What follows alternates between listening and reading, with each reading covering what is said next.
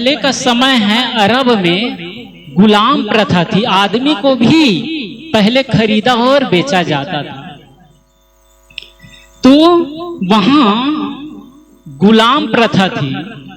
तो गुलाम आदमी को बेचा करता, वो क्या करता, जो मालिक उसको खरीद कर ले जाता वो उससे काम लेता, बदले में क्या देता, केवल पेट भरने के लिए भोजन और पहनने के लिए एक आध जोड़ी कपड़े और कुछ नहीं, पैसा वगैरह नहीं। वो खरीदा है, उसको खरीद लिया पैसा देकर किसी से, अब उससे वो काम लेगा और देगा क्या, केवल उसको पेट भरने के लिए रोटी बस देगा। तो ऐसे ही बहुत सारे गुलाम थे और वहां बोली लग रही थी और खरीदी बिक्री हो रही थी।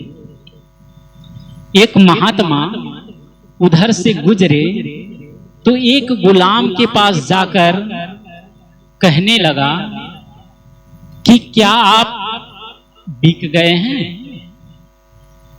कौन कह रहे हैं? कौन कह रहे हैं? महात्मा कह रहे हैं।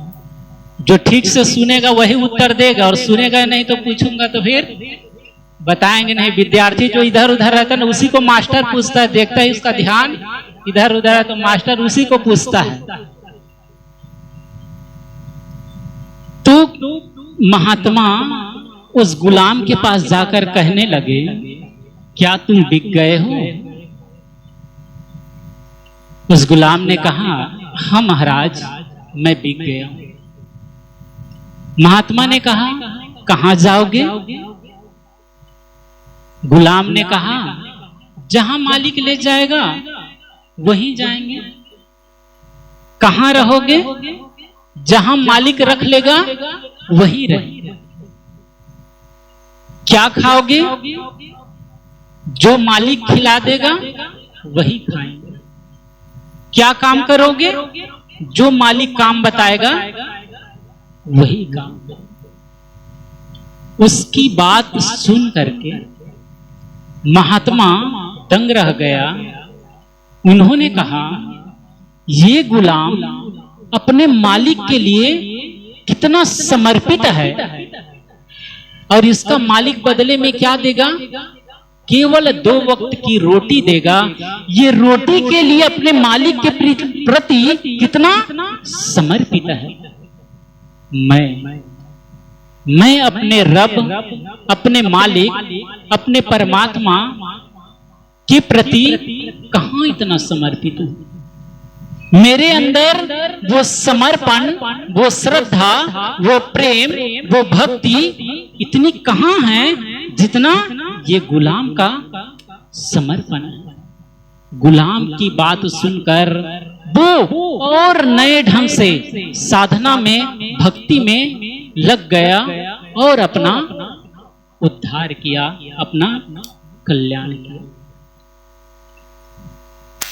हम सब भी आज गुरु पूर्णिमा के दिन संकल्प करना चाहिए कि हम भी अपने रब, अपने मालिक, गुरु, सत्संग के प्रति ऐसे ही हमारे अंदर समर्पण का भाव रहेगा तो कल्याण में, मुक्ति में देरी नहीं।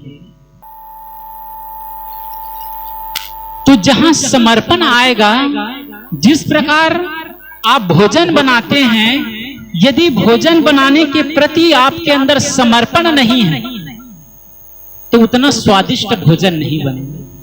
जितना हम प्रेम से बनाएंगे, जितनी श्रद्धा से, जितना खुश होकर भोजन को बनाएंगे, उतना स्वाद आएगा।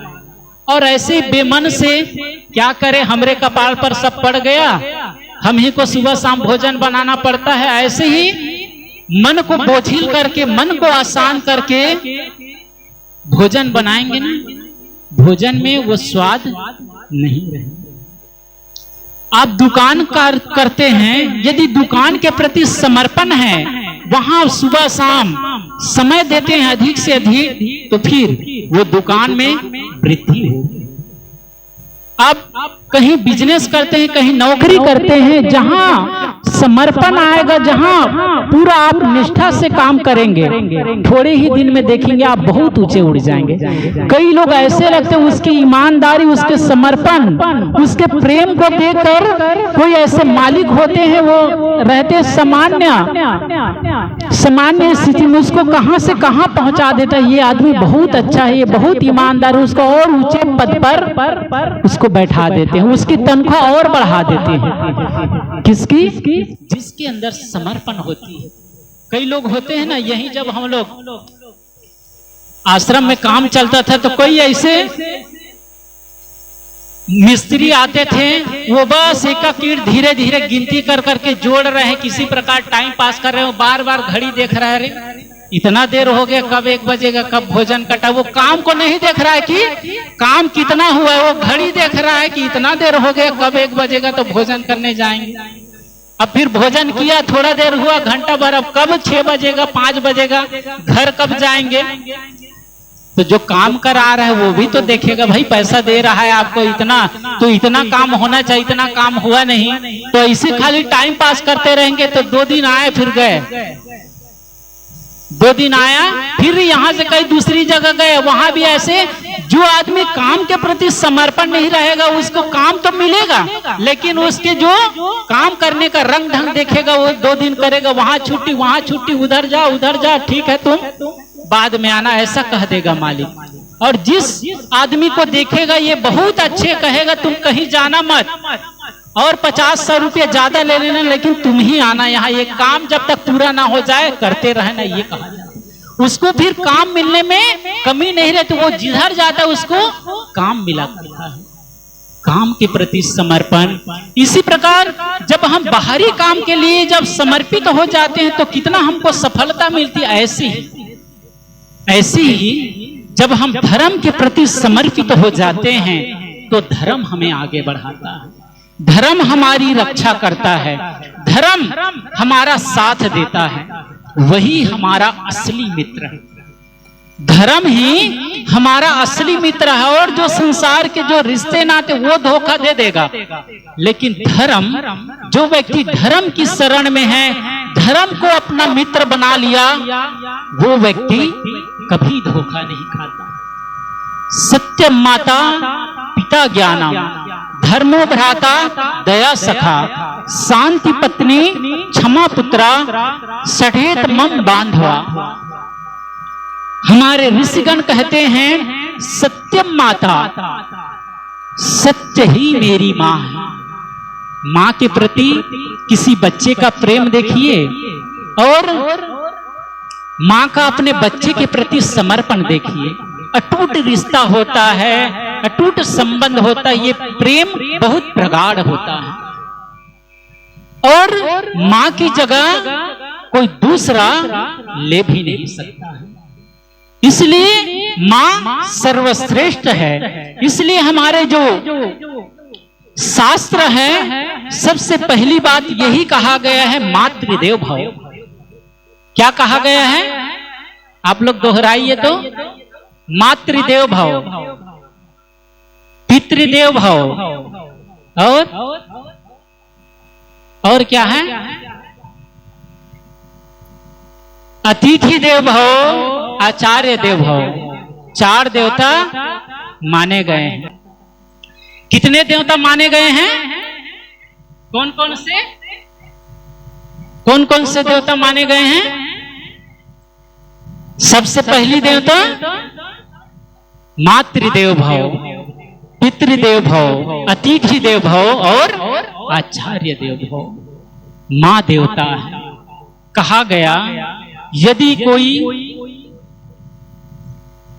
बेटा कहीं बाहर से आया, कहीं गांव ही गया, कहीं शहर गया था 2-4 दिन के लिए, आया और माता पिता साथ बैठे हैं, माता पिता एक जगह बैठे हैं, तो उसको चाहिए कि सर्वप्रथम मां के चरण छूना चाहिए। मां के चरण छूना चाहिए, तब पिता के चरण छूना चाहिए। माता जितना श्रेष्ठ है, महान है, पिता भी है, लेकिन पहली पूजा मां की होनी चाहिए। पहली पूजा गणेश जी किसके किए थे? माता पिता को किए थे। इसीलिए सभी देवताओं में सर्वप्रथम पूजा किसकी होती है? गणेश जी की। गणेश जी की क्यों पूजा होती है? क्योंकि जब देवताओं में ये मीटिंग हुई कि सर्वप्रथम पूजा किसकी होनी चाहिए, सर्वप्रथम पूजा किसकी होनी चाहिए, देवताओं में मीटिंग हुई, तो फिर कोई कहता हमारी पूजा, कोई कहता हमारी पूजा, तो सब हमारा हमारा कहते, तो निर्णय करना असंभव कि सर्वप्रथम पूजा किसकी होनी चाहिए। तब ये तय किया गया जो इस पृथ्वी की सर्वप्रथम परिक्रमा करके आएगा, सर्वप्रथम इस पृथ्वी की परिक्रमा करके आएगा, उसी की सर्वप्रथम पूजा होगी। तो सब देवता लोग अपने अपने वाहन में बैठकर गए।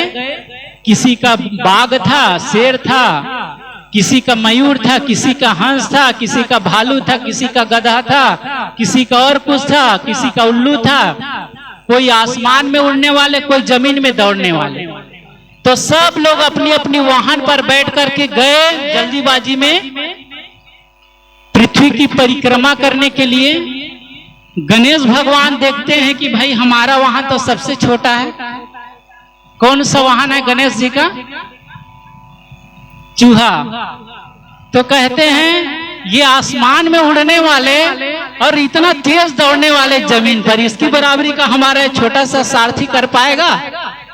नहीं कर पाएगा। ये तो हमारा जिंदगी बीत जाएगी, लेकिन ये पृथ्वी की परिक्रमा नहीं हो पाएगी। तब गणेश जी क्या किए? गणेश जी बहुत बुद्धिमान थे। कहते हैं कि अभी जो सुन रहे थे ऋषि वेदव्यास महाभारत को बोलते गए और गणेश जी लिखते गए। तो गणेश जी बहुत विद्वान थे, बहुत उसके प्रखर बुद्धि थी। रिद्धि सिद्धि के देवता गणेश को कहा जाता है। तो गणेश जी अपना दिमाग लगाए गए कैलाश पर्वत पर, और उसके जो माता पिता कौन है? माता पिता भगवान शंकर और माता पार्वती। तो पार्वती और शंकर बैठे थे, तो जल्दी से गए और दोनों को एक जगह बैठाते हैं। माता जी जल्दी बैठिए। शंकर भगवान को कहते पिताजी जल्दी बैठिए। वो लोग कहते आज क्या बात है, क्या हो गया? हमारे बेटे को इतना जल्दीबाजी, हमको एक जगह बैठा रहे हैं। कहते तुम लोग पूछो मत, बैठो। बैठते हैं और वहीं से 7 बार अपने माता पिता का ही चक्कर लगा करके वहां आ गए जहां देवताओं की मीटिंग हुई थी। सब देवता बाद में आए, तो गणेश जी पहले आके बैठे हुए। तो किसी देवता को विश्वास नहीं हुआ हमारे जो वाहन है आसमान में उड़ने वाला, क्या इसकी बराबरी है? चूहा 4 कदम चलने वाला, ये कहीं बराबरी कर पाएगा? गणेश जी चक्कर नहीं लगाए हैं, ये ऐसे आके बैठ गए। पूछा क्या तुम चक्कर लगाकर आ गए पृथ्वी की? कहा मैंने पूरी परिक्रमा कर ली। तो हम लोग तो कहीं नहीं देखे, हम लोग तो आगे थे, कहाँ देखे? तो कहें हम पूरी पृथ्वी की परिक्रमा नहीं किया, हम अपने माता पिता का ही 7 बार चक्कर लगाए। और कहा जाता है जो माता पिता का चरण छू लिया, माता पिता के चरणों में ही जन्नत है, माता पिता की पूजा ही सर्वोपरि पूजा है। तो हमने माता पिता का ही चक्कर लगा लिया और हम पृथ्वी की परिक्रमा करने नहीं गए, क्योंकि हमारे वहां तो चूहा है, ये जिंदगी बीत जाएगी, परिक्रमा नहीं हो पाएगी। तो कहा जाता है कि निर्णय हुआ कि सचमुच जो माता पिता की परिक्रमा कर लिया, माता पिता को प्रसन्न कर लिया, माता पिता का आशीर्वाद जिसको मिल गया, वही सर्वप्रथम पूजा के अधिकारी हो गया। तब से गणेश जी की सर्वप्रथम पूजा होती है। सर्वप्रथम देवता माँ है, क्योंकि माँ जन्म देती है। 9 महीने अपने पेट में बच्चे को बड़े संभाल करके, अपने कष्ट सह करके उसकी रक्षा करती है, जन्म देती है। और जब तक बच्चा अपने पैर पर खड़ा नहीं हो जाता, तब तक माँ उसके लाड प्यार करती, उसकी देखरेख करती, उसकी परवरिश करती, उसको संस्कार देती है। इसलिए माँ सर्वप्रथम पूजनीय है। तो उसमें हमारे ऋषिगण कहते हैं सत्यम माता, सत्य ही मेरी माँ है। ये जो शरीर के जो रिश्ते नाते हैं, एक दिन ये शरीर शमशान की अमानत हो जाएगी। ये शरीर एक दिन छूट जाएगा, तो जो अपने रिश्ते नाते हैं वे भी साथ नहीं जाएंगे, वे भी अंतिम क्षण तक हमारे साथ नहीं जाएंगे। साथ जाएंगे तो धर्म ही जाएगा, पुण्य ही जाएगा, परमार्थ ही जाएगा। तो ऋषिगण कहते हैं सत्यम माता, सत्य ही मेरी माँ है, पिता ज्ञानम, ज्ञान ही मेरा पिता है, धर्मो भ्राता, धर्म ही मेरा भाई है, बंधु है, धर्मो भ्राता, दया सखा, सखा कौन है? दया है, शांति पत्नी, पत्नी कौन है? शांति, शांति पत्नी, क्षमा पुत्रा, और पुत्र कौन है? क्षमा ही मेरा पुत्र है। जिसके अंदर जिसके ये छयो साथी है वो असली धर्म का वारिस कहलाता है।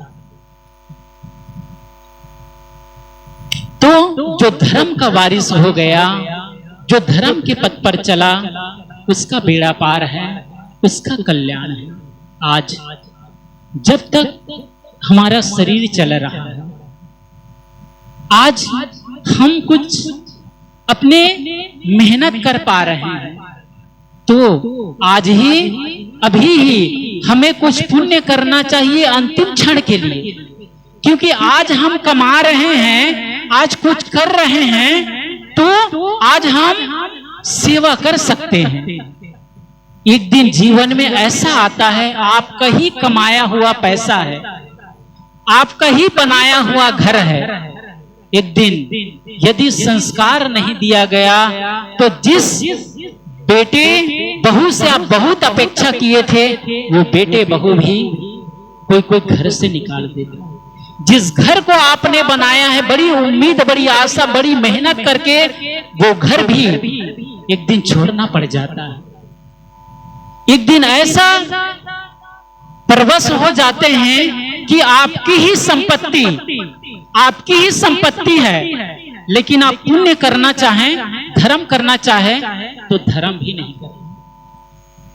श्री विनोद जी आए हैं कलकत्ता से, प्रकाश जी के साइड में बैठे हैं, तो जानते हैं श्री गुरुचरण सेठ जी, वहां तो बहुत सेठ जी हैं। गुरुचरण सेठ जी हम लोग कलकत्ता में रहते थे तो आते थे, या अपने गुरुदेव जी अभिलाष साहब वहां कलकत्ता जाते थे तो आते थे। तो उनकी ही संपत्ति, वो सेठ थे, बहुत उनका कारोबार था, उनके शायद 4 या 5 बेटे, कितने बेटे? 4 की कितने बेटे हैं? तो वो बेटे लोग कोई कहे में नहीं है, सब खाने पीने वाले, तो उनकी ही संपत्ति है, उनका ही कमाया हुआ धन है, लेकिन बेटों के सामने वो कहीं दान नहीं कर सकते। जब गुरु जी जाते थे तो वो अपने बेटों से छुपा करके वो गुरु जी को पैसा चढ़ाते। श्री प्रेम प्रकाश जी जो प्रयागराज इलाहाबाद के न्यू है, सदगुरु अभिलाष साहब जी जो वहां संस्था कायम किए, तो श्री प्रेम प्रकाश जी वहां कलकत्ता के हैं, उनका बहुत योगदान है, आधा हिस्सा वहां आश्रम बनने में उनका ही हाथ है। तो वे उनकी शायद 2 बेटी हैं। तो प्रेम प्रकाश जी अपने जीते जी ऐसा महान काम करके गए कि उनका यश, उसका नाम आज कौन नहीं जानता, बहुत लोग जानते हैं उनका क्या योगदान है। वो जब तक अपने जीवन था तब तक कर दिए, यदि वे सोचे होते कि हमारी जो बेटियां हैं वो लोग करेगी, हम नहीं रहेंगे तो हमारे बदला भंडारा करेगा, पुण्य करेगी, वो सोचते, और अपने जीते जी नहीं करते तो वो बेटी कहे में है क्या? बेटी नहीं। जैसे उसका शरीर छूटा तो संतों का आना जाना उस घर में बंद हो गया।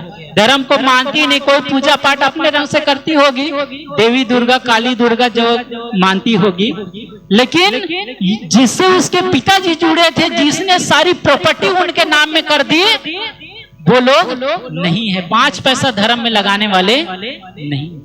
तो ऐसा एक दिन हम मजबूर हो जाते हैं कि अपना ही कमाया हुआ हम चाह कर भी हम धर्म नहीं कर सकते। और जो आपने कमाया, जो बैंक बैलेंस, जो खेत लिए हैं, जमीन लिए, मकान बनाए, उसका वारिस तो आपके बाल बच्चे हो जाएंगे, आपका साथ नहीं जाएगा। फिर आपका साथ क्या जाएगा? आपने जो इतना अपनी पूरी जिंदगी वहां लगा दी, अब आपका पूरा जीवन खप गया। जब ये शरीर छूटेगा तो आपके रिश्ते नाते तो साथ नहीं गए, वो कहां तक जाएंगे? कहां तक जाते हैं आपके परिवार के लोग और समाज के लोग? शमशान घाट तक ही जाते हैं। कहा जाता है मंजिल तो तेरी पास बसी थी, वक्त गुजर गए आते आते, क्या मिला तुझे इस दुनिया से, अपनों ने ही जला दिया तुझे जाते जाते, अपनों ने ही जला दिया तुझे जाते जाते। आपके अपने ही शमशान घाट पर छोड़कर आ जाएंगे, वे ही आपकी चिता पर आग लगाएंगे। तो ज्यादा दूर तक साथ नहीं देंगे, उनकी मजबूरी भी है। अब कैसे जाएंगे? कोई साथ जाना चाहे, कहा जाता है ना पति पत्नी का रिश्ता कितने जन्मों का है? 7 जन्मों का। विश्वास तो नहीं होता 7 जन्मों का। इसी जन्म को आदमी ठीक से नहीं निभा पाता है। मन को बहलाने के लिए उस समय ना पंडित जी कह देता है, और शास्त्रों में लिख दिया है कि 7 जन्मों तक, ये 7 फेरे जो लिए ये किसका प्रतीक है? 7 जन्मों तक। अब इसी जीवन में कोई पत्नी पूरब पश्चिम पूरब तरफ मुंह करके सोया तो ये इधर मुंह करके सोया है, इसी जीवन में बनता नहीं है, तो कहां 7 जन्म? ये तो मैंने विनोद में कहा, और हकीकत ये है कि 7 जन्म का रिश्ता नहीं रहता। वो तो ऐसे मन को बहलाने के लिए कह देता है। ये शरीर छूटा, जो जैसा कर्म करता है वो उस खानी में चला जाता है, वहां वो जीव चला जाता है। कोई 7 जन्म तक साथ यदि मर भी गया, कहीं एक्सीडेंट हो गया, दुर्घटना हो गई, तो भी एक जगह जीव नहीं जाता, उसका जैसा संस्कार है वहां ले जाता है। तो आपके रिश्ते नाते भी साथ नहीं देगा। आपने जो धर्म की कमाई की है वही साथ जाएगा। एक छोटी सी घटना, छोटा सा मैसेज कहकर मैं अपनी बात को विराम दूंगा। एक धोबी था, उसका एक गधा था। धोबी और गधे में बड़ी मित्रता थी, तो धोबी उस गधे के पीठ पर कपड़ा लाद देता और गधा वहां तालाब के किनारे ले जाकर वो गट्ठर को गिरा देता, और धोबी दिन भर वही कपड़ा धोता और कपड़ा को सुखाता। तब तक गधा क्या करता, उधर जो खाली जगह थी, जो मैदान था, वहां चला जाता और दिन भर गधा वहीं चरा करता। तो धोबी और गधे में मित्रता थी, प्रेम था, दोनों एक दूसरे के काम आते थे। धोबी के साथ में जाता और गधा वहीं कपड़ा का गट्ठर रख देता और चरता। धोबी तो उसका सहयोग नहीं करता, क्योंकि वो जितना चर लिया उतना घर में आता तो खूंटा से बांध देता और खाने पीने, और जो दिन भर चरा है वही उतना ही। तो धोबी तो कोई सहयोग नहीं करता, सहयोग गधा ही करता था। लेकिन अब उसी साथ में जाता तो चरने को मिलता, तो एक दूसरे का साथ देता, यही उसकी दिनचर्या थी। ऐसा करते करते बहुत समय बीत गया। धोबी भी थोड़ा से बूढ़ा हो गया और गधा भी बूढ़ा हो गया। तो क्या हुआ, एक दिन चरते चरते जा रहा था गधा, और एक कुआं था वहीं गिर गया। हरी हरी घास देखा, सोचा थोड़ा और घास चल लूं, और गधा का पैर फिसल गया और कुएं में गिर गया।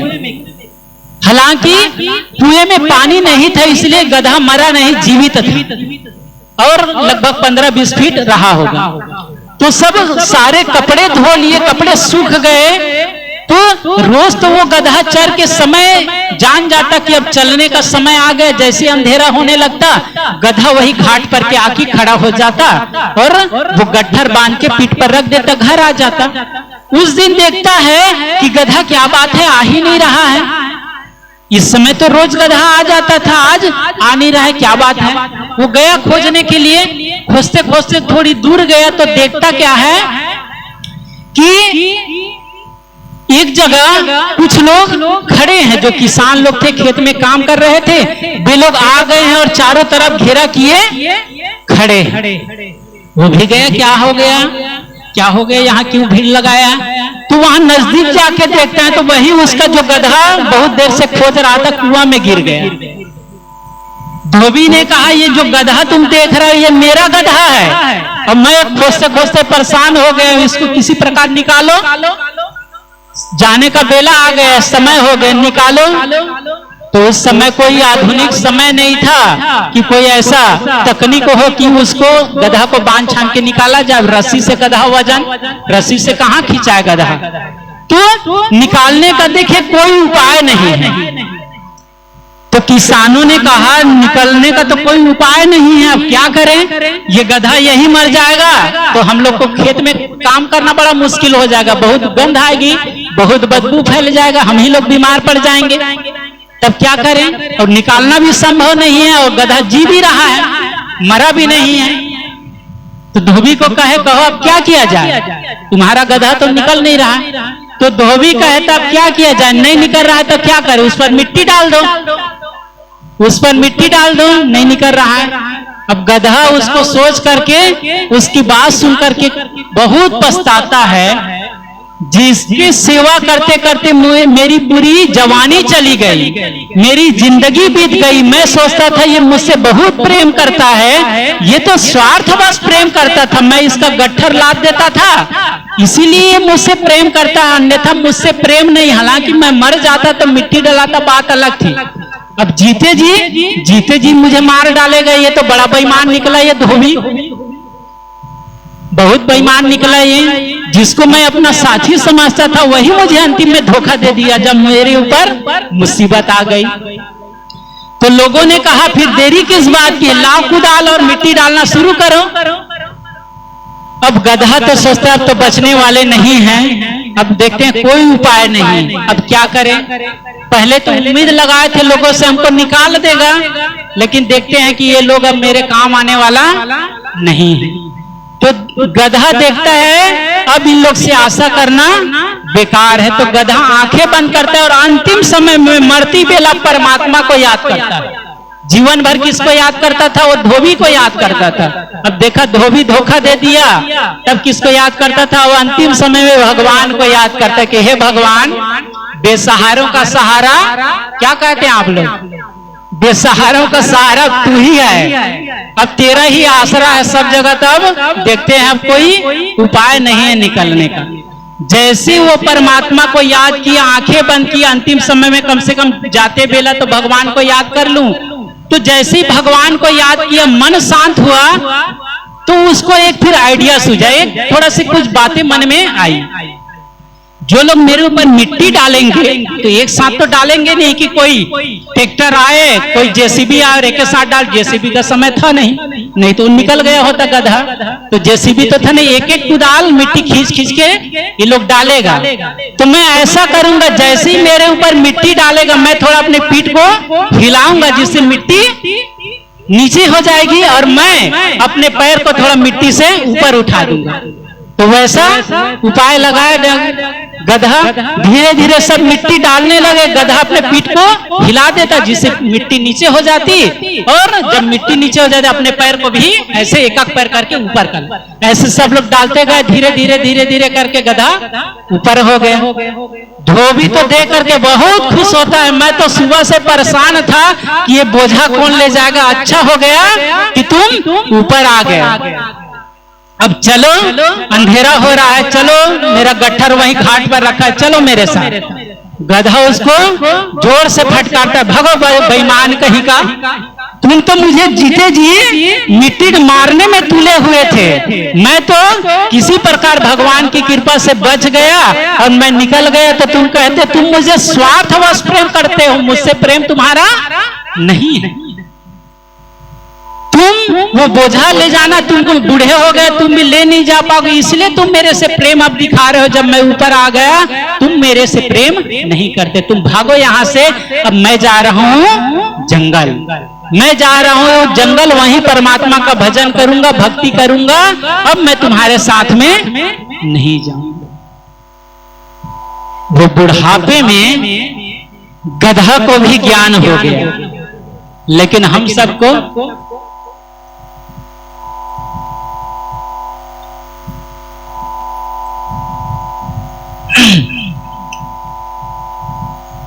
आदमी सोचता है कि चलो अभी तो बाल बच्चे छोटे छोटे हैं तो भजन नहीं कर पाते हैं, बड़े हो जाएंगे, जब बच्चे बड़े हो जाएंगे तब भजन करेंगे।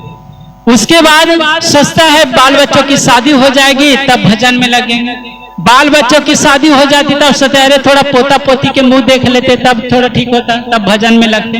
अब पोता पोती हो गया तब पोता पोती बड़े हो गए, अब बड़े हो तो फिर उसकी शादी। ऐसा करते करते आदमी एक बेटा से नहीं दूसरा बेटा, दूसरा से नहीं तो पोता से नहीं पोती से, वही संसार में सुख खोजता है, सोचता है उससे मेरा काम बन जाएगा, उससे मेरी सेवा हो जाएगी। नहीं, संसार की उम्मीद पर उम्मीद लगाए रहता लेकिन अंत में कोई साथ नहीं देता। हम सब जवानी में अपना काम नहीं कर पाए, कोई बात नहीं, अब तो बुढ़ापा आ गई है, अब हम जितना समय दे सके अब भजन में समय दे, भक्ति में समय दे, ध्यान में समय दे, सत्संग में समय दे, तो ही हमारा उद्धार होगा, तो ही हमारा कल्याण होगा। आज गुरु पूर्णिमा के शुभ अवसर पर आप सबको तहे दिल से मेरी बहुत बहुत मंगल कामना, बहुत बहुत धन्यवाद।